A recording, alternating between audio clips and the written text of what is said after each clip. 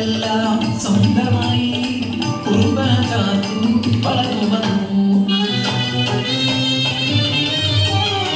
പാടത്തും പറമ്പത്തും കണ്ടൊരു മധുനെ സ്വന്തമാക്കി എന്ന് ചാത്തുചക്കൻ.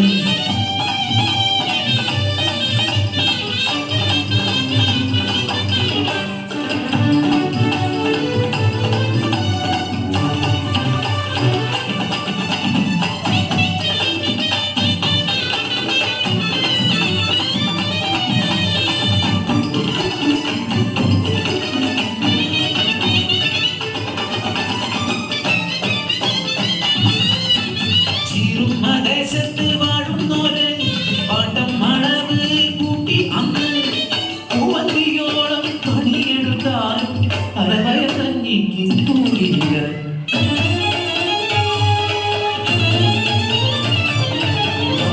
ചെയ്തി അറിഞ്ഞ ചാത്തു കൂട്ടാളരുമായി ഒത്തുചേർന്നു. അവകാശം നേടാൻ കീഴാളന്മാർ പാടത്തും പറമ്പത്തും ഇറങ്ങിയില്ല.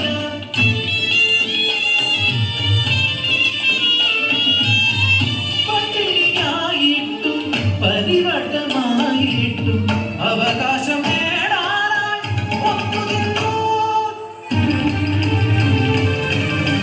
മേലാളക്കെട്ടുകൾ കിടക്കണയാതെ രാവും പകലും ചർച്ചയായി കീഴാളവർഗത്തെ അടിച്ചമർത്തിയിടുവാൻ കാക്കിപ്പടയെ ഇറക്കിയത്. നാട്ടിലെങ്ങും കലഹങ്ങളായി കാക്കിപ്പടയുടെ തേർവാഴ്ചയായി ചാത്തോന്റെ കുടിയിലും എത്തിയവർ. ഗർഭിണിയായ ചാത്തൂന്റെ പെണ്ണിന്റെ നിറവയറ്റിൽ ആഞ്ഞു ചവിട്ടി നീളം വാർന്നു മരിച്ചു പാവം പെണ്ണ്.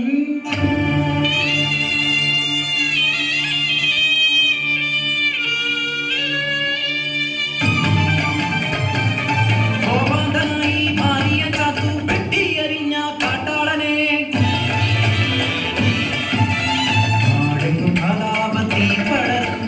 വെള്ളപ്പട്ടാളം തിറങ്ങി നാട്ടിൽ കയ്യാമം വച്ചു ചാത്തുവിനെ തീരുമകവലയിൽ കൊണ്ടുവന്നു.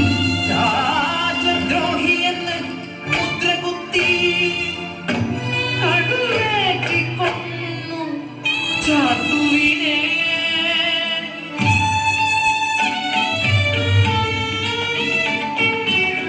തൊടുവിനെ